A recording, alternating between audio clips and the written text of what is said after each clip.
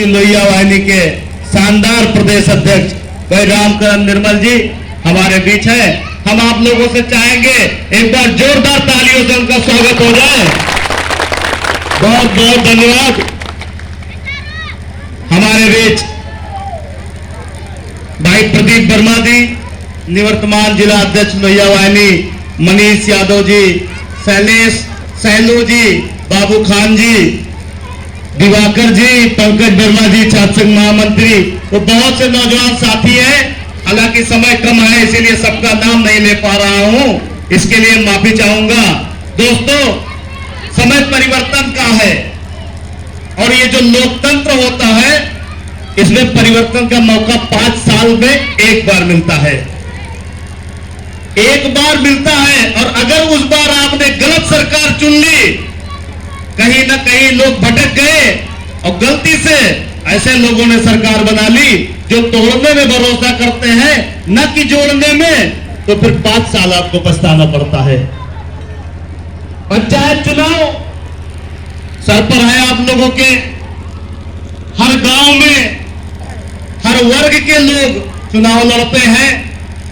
तरह तरह की गुटबाजियां हो जाती है, तरह तरह की पार्टी बंदी हो जाती है गांव में, सब कुछ कर लेना। लेकिन आपसे मेरा एक निवेदन है कि पंचायत चुनाव जब समाप्त हो जाए उसके बाद ये जो पंचायत चुनाव वाला मैल है इसको दिल से निकाल कर फेंक दीजिएगा। क्योंकि जब पंचायत चुनाव में हमारे लोग आपस में लड़ जाते हैं और दुश्मनी मान के बैठ जाते हैं तो कहीं ना कहीं उसका असर जब आगे के विधानसभा और लोकसभा के चुनाव होते हैं तो उसमें साफ देखने को मिलता है। हालांकि वो गलती तो हो जाती है, परंतु बाद में जब जुल्मी सरकारें बन जाती है तो हम ही आपको पछताना पड़ता है। हमें आपको पछताना पड़ता है जब 3 साल से गन्ने का रेट नहीं बढ़ता है। हमें आपको पछताना पड़ता है जब 300 साढ़े 300 वाला सिलेंडर 900 साढ़े 900 और साढ़े 800 में मिलता है। ऐसे बहुत सी चीजें हैं। गरीबों को जो समाजवादी पेंशन मिलता था जब वो छिन जाता है तब भी हमें आपको पछताना पड़ता है। जब भाई भाई की दुश्मनी का फायदा उठा के घरों में तोड़ फोड़ करके लोग नफरत का बीज बोते हैं तब भी हमें आपको पछताना पड़ता है। और हमारे यहाँ तो हिंदू मुस्लिम सिख ईसाई आपस में सब भाई भाई की प्रथा चली आई है। भारत देश का नाम जब जब आता है तो गंगा जमुना तहजीब का नाम भी आता है। और हमारी बहराइच की धरती तो गौतम गाजी की धरती है।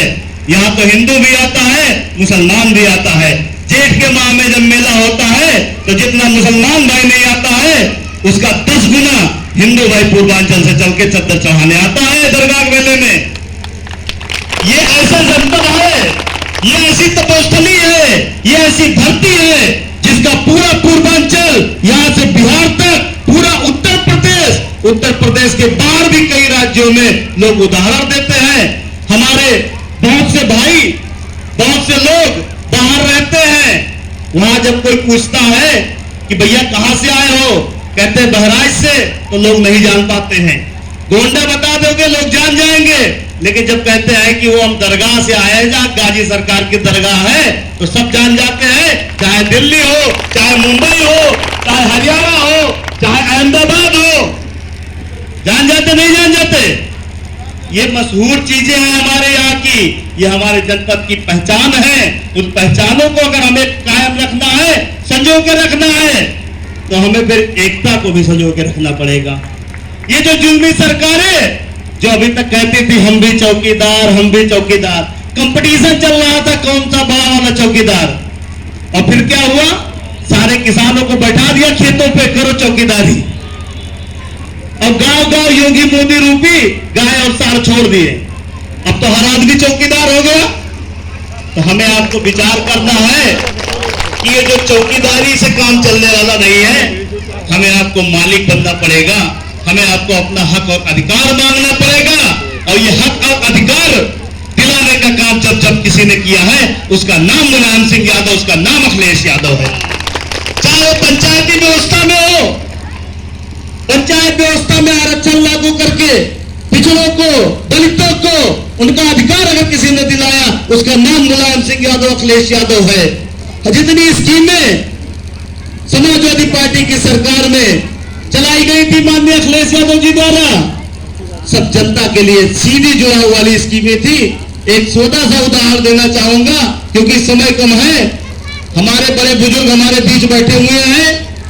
आज से 10-15 साल पहले हम लोग भी छोटे छोटे थे, आप लोग भी थे।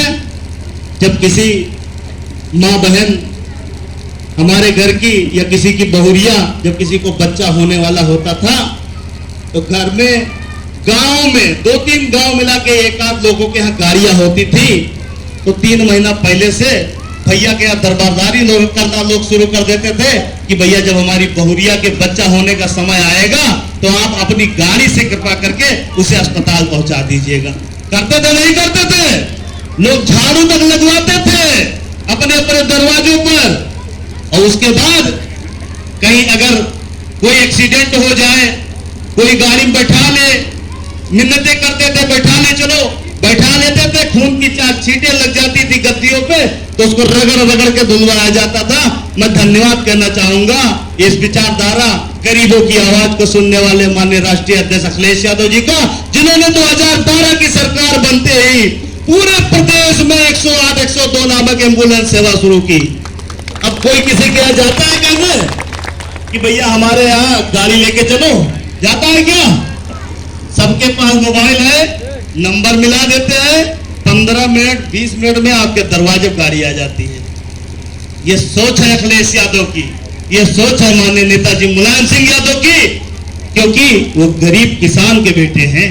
उन्होंने गरीबी देखी है, उन्होंने परिवर्तन किया है। और समाजवादी पार्टी आंदोलन की पार्टी है, समाजवादी पार्टी विचारधारों की पार्टी है, समाजवादी पार्टी किसानों की पार्टी है। और जो किसानों की पार्टी होती है वही किसानों का हित सोचती है।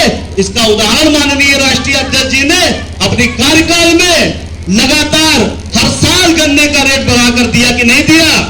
बताओ पिछले साल में जब से योगी बाबा की सरकार आई है कितने रुपए गन्ने का रेट बढ़ा? बढ़ा 1 रुपए? कुछ नहीं बढ़ा। और डीजल 2.5 गुना हो गया, पेट्रोल 2.5 गुना हो गया, गैस 2.5 गुना हो गया। हमें आपको विचार करना पड़ेगा कि हमें आपको एकता लाए, सामाजिक सौंदर्य पैदा करे, ऐसी सरकार चाहिए या इन जुर्मियों की सरकार चाहिए जो हम लोगों को तोड़ने, मरोड़ने, मजबूर करने का काम करते हैं हमारे साथ? क्योंकि दूर से चल के आए हैं प्रदेश अध्यक्ष जी लोहिया वाहिनी, अभी और भी बहुत से कार्यक्रमों में जाना है। इसी के साथ समय कम है, आप लोगों से फिर कभी मुलाकात होगी। बहुत बहुत धन्यवाद। जय हिंद, जय भारत, जय समाजवाद। धन्यवाद।